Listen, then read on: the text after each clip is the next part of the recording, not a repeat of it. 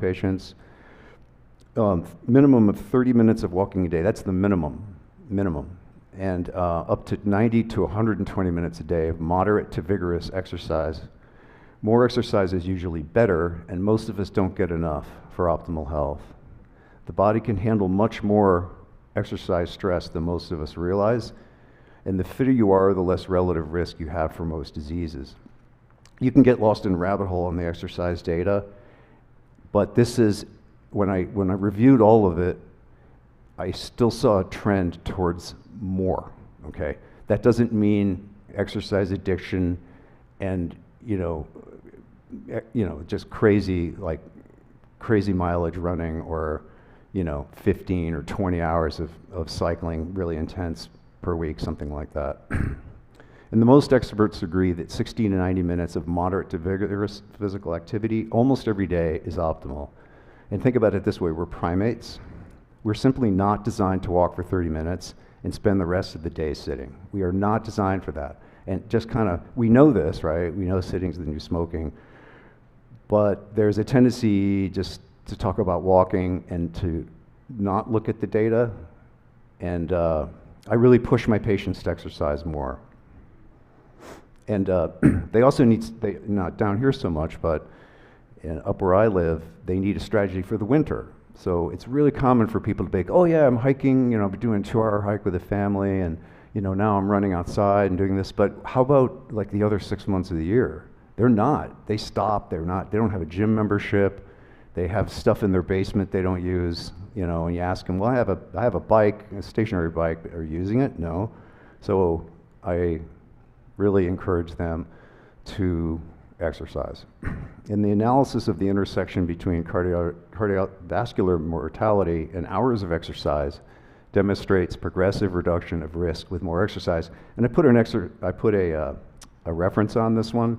And with the references, by the way, if you just go into PubMed and pop it in there, similar articles just show up, so you can just quickly see all of it. So I like this slide, and I sometimes show this to patients. But if you look at what aging does at the top, okay, which is essentially everything you don't want, okay, everything is negative at the top, right? Inflammatory cytokines, less nitric oxide, mitochondrial dysfunction. And then you look at what aerobic exercise does.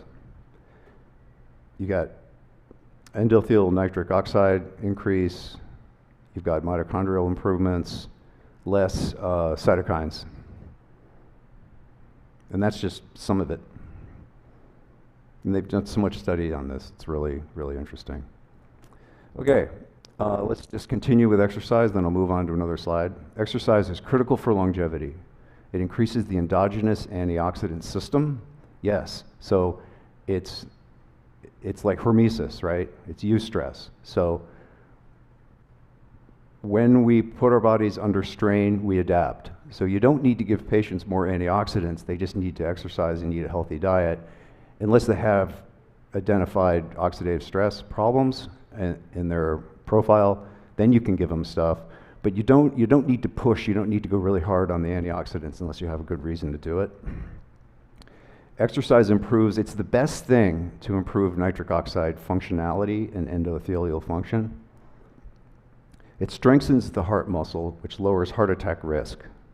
Health span is greater, and cardiovascular mortality and morbidity is lower than those who don't exercise. Oh, sorry. Yeah, and those who exercise. It lowers cholesterol and triglycerides, especially triglycerides, and lowers blood pressure. Makes your arteries more flexible because there's more nitric oxide around. It also decreases blood viscosity. It improves mood, lowers risk of dementia, and optimizes glucose metabolism while preserving skeletal muscle. So I just really want to make sure this really comes through, and you're talking to your patients about exercising more. Inflammation is important.